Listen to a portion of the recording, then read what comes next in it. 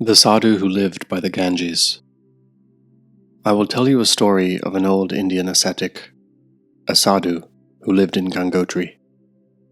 Gangotri is a town in the Indian Himalayas. It is the source of the great river Ganges. This sadhu used to collect rocks by the river. He would bathe in its cold waters. He would sit in meditation for hours upon end.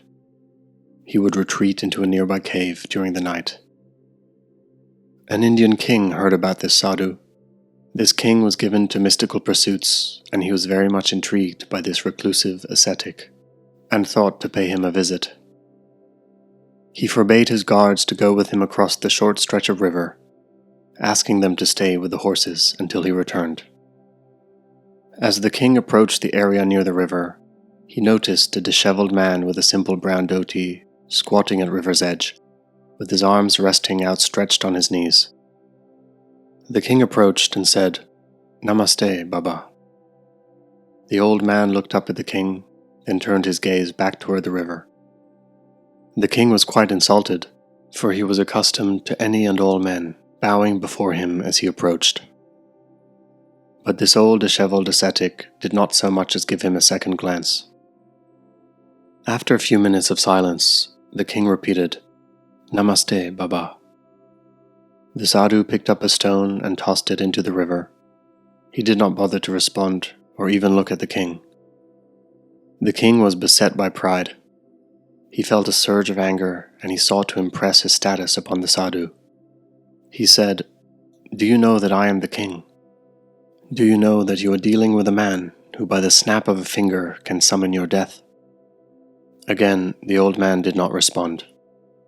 The king, enraged and insulted, retreated to his guards for the journey back to his palace. But before he mounted his horse, the old man called out to him. "O king," shouted the sadhu, "do you know that you are dealing with a man who by the snap of his fingers can welcome death?" The king stood by his horse, stunned at what the old sadhu had just said. He did not have a reply for this, so he mounted his horse and returned to his kingdom. Over the next several months, the king would return for a visit with the old sadhu, and each time he returned, the sadhu would essentially ignore him. But as time went on, the sadhu began to speak to him. During one visit, the king asked the sadhu, "I don't understand myself. I'm the most rich and powerful man in the kingdom, yet I find myself having this urge to continually return to see an old sadhu who hasn't a penny to his name." The sadhu began to laugh. "It is interesting, is it not?" he said.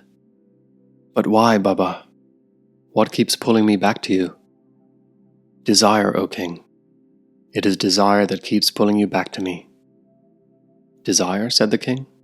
"What do you have that I could possibly desire?" "The one thing that you do not," said the sadhu. "What is that?" said the king. The sadhu sat crouched at the river's edge, examining a smooth and pointed stone. He held the stone inches from his eyes the way a jeweler examines a diamond. "Tell me," said the king, "what is it that draws me to you? What is it that you have that I do not?" "Desirelessness," said the sadhu.